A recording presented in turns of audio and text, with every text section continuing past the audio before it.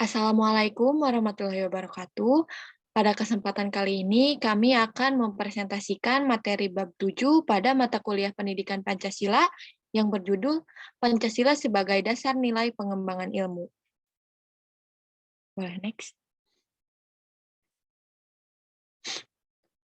Kami beranggotakan 6 orang. Perkenalkan, saya Reska Suryadi dengan NPM 213403008, rekan saya Pina Juliana Mardiana dengan NPM 213403017, rekan saya Rose Simamora dengan NPM 213403047, rekan saya Nabila Sasahunafa dengan NPM 213403105, rekan saya Agnia Hunafa dengan NPM 213403181, dan rekan saya Kaila Putri Kirana dengan NPM 213403528. Baik, Baik, langsung saja untuk materi pertama hakikat ilmu pengetahuan akan dipresentasikan oleh Kaila Putri Kirana. Kepada Kaila, waktu dan layar kami persilahkan. Baik, terima kasih kepada Rizka atas kesempatannya. Berikut saya sampaikan mengenai hakikat ilmu pengetahuan. Apa itu ilmu? Kata ilmu berasal dari bahasa Arab, yakni alimah yang berarti pengetahuan. Kata ilmu juga berasal dari bahasa Latin, yaitu socio dan sayer yang juga berarti pengetahuan. Jadi, ilmu adalah pengetahuan. Sedangkan apa itu pengetahuan? Secara etimologis, pengetahuan berasal dari bahasa Inggris, yaitu knowledge yang artinya proses kehidupan yang diketahui secara langsung dari kesadarannya sendiri. Nah, dalam perkembangannya, pengetahuan dan ilmu itu bersinonim arti, sedangkan dalam arti material, keduanya mempunyai perbedaan. Ilmu itu adalah sebuah pengetahuan yang berobjek, bersistem, bermetode, dan bersifat universal. Setiap ilmu pasti adalah pengetahuan, namun tidak semua pengetahuan itu ilmu. Nah, untuk selanjutnya, perkembangan iptek. Setelah manusia berhasil memperdalam ilmu pengetahuan, maka produk dari ilmu itu adalah teknologi, di mana ilmu pengetahuan berkembang melangkah secara bertahap menurut dekade waktu dan menciptakan zamannya, dimulai dari zaman pra-Yunani kuno, abad pertengahan, Renaissance, zaman modern, dan masa kontemporer. Perkembangan iptek yang saat ini terjadi berawal dari dunia barat yang mengakhiri masa kegelapan The Dark Age. Lahirlah era yang disebut sejarah Renaissance dan humanisme. Setelah ilmu pengetahuan terus berkembang, puncak dari pemikiran manusia yang disebut modern itu yakni lahirnya revolusi industri, di mana revolusi industrilah yang sebagai cikal bakal adanya teknologi. Terima kasih, saya kembalikan ke moderator. Baik, terima kasih kepada Kaila yang telah memaparkan materi. Untuk materi selanjutnya mengenai Pancasila sebagai dasar pengembangan ilmu pengetahuan dan teknologi yang dikaitkan dengan nilai-nilai Pancasila akan dipresentasikan oleh Pina. Kepada Pina, waktu dan layar kami persilahkan. Baik, terima kasih kepada moderator atas kesempatannya. Baik, saya di sini akan memaparkan Pancasila sebagai dasar pengembangan ilmu pengetahuan dan teknologi. Adapun nilai-nilai Pancasila sebagai pengembangan ilmu pengetahuan dan teknologi yang terkandung dari setiap sila-sila Pancasila diuraikan sebagai berikut. Yang pertama, nilai ketuhanan sebagai dasar pengembangan ilmu. Sila pertama, ketuhanan yang Maha Esa. Sila ini memberikan dasar bahwa Imtek tidak hanya memikirkan apa yang ditemukan, apa yang dibuktikan, dan yang diciptakan. Sila ini menempatkan manusia di alam semesta bukan sebagai pusatnya, melainkan sebagai bagian yang sistematik dari alam yang diolahnya. Boleh slide selanjutnya?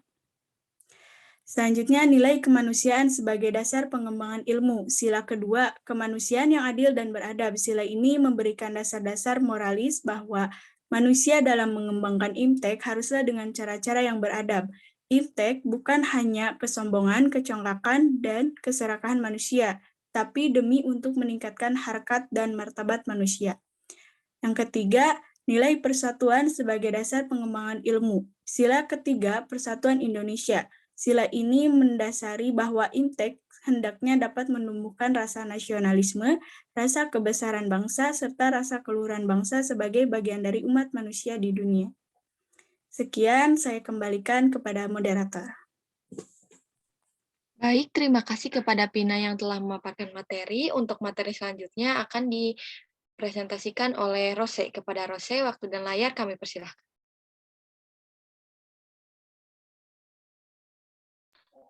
Baik, terima kasih kepada moderator atas kesempatannya. Langsung saja. Selanjutnya yaitu nilai kerakyatan sebagai dasar pengembangan ilmu. Sila keempat. Kerakyatan yang dipimpin oleh hikmat kebijaksanaan dalam permusyawaratan perwakilan. Sila ini mendasari bahwa pengembangan iptek itu haruslah bersifat demokratis. Selanjutnya, nilai keadilan sebagai dasar pengembangan ilmu. Sila kelima, keadilan sosial bagi seluruh rakyat Indonesia. Sila ini sebagai dasar dalam pengembangan iptek dalam menjaga keseimbangan, keadilan dalam kehidupan kemanusiaan. Next.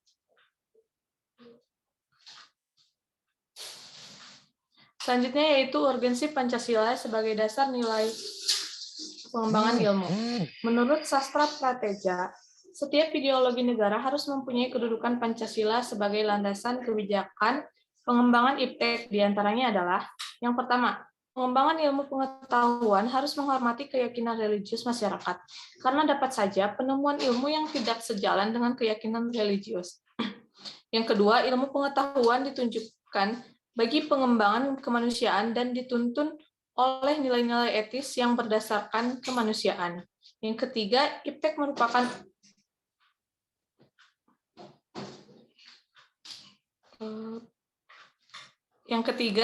merupakan unsur yang menghomogenisasikan budaya sehingga merupakan unsur yang mempersatukan dan memungkinkan komunikasi antar masyarakat. Yang keempat, prinsip demokrasi akan menuntut bahwa penguasaan iptek harus merata ke semua masyarakat, karena pendidikan merupakan tuntutan seluruh masyarakat.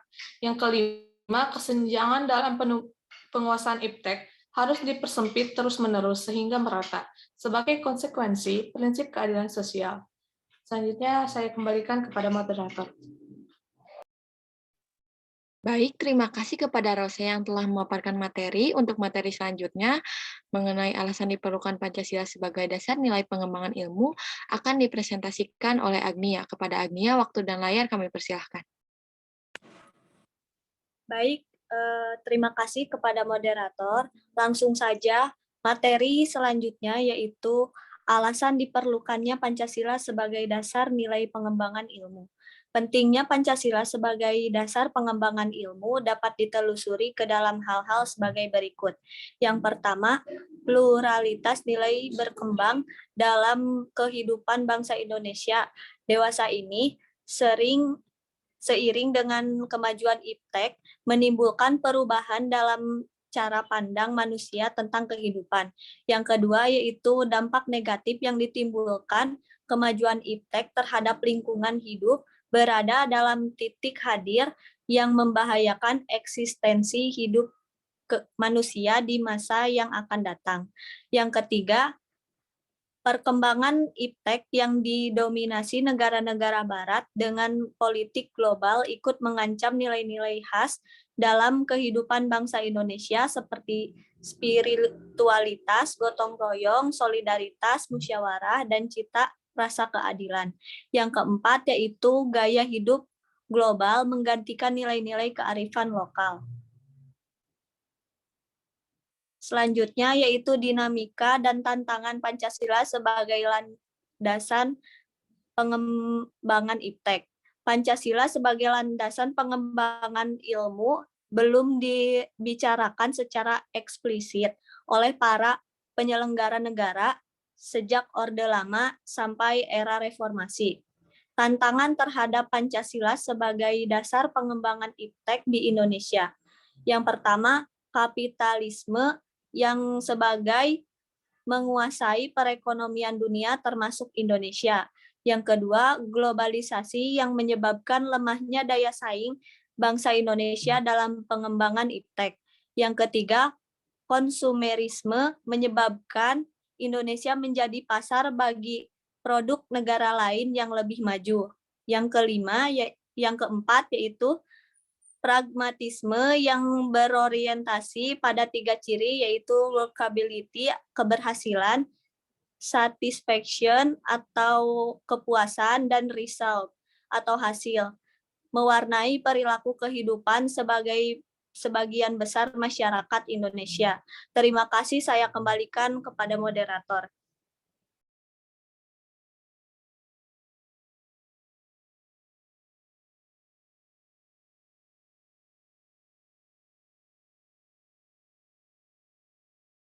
Terima kasih kepada Agnia yang telah memaparkan materi Nabila. Kepada Nabila, waktu dan layar kami persilahkan.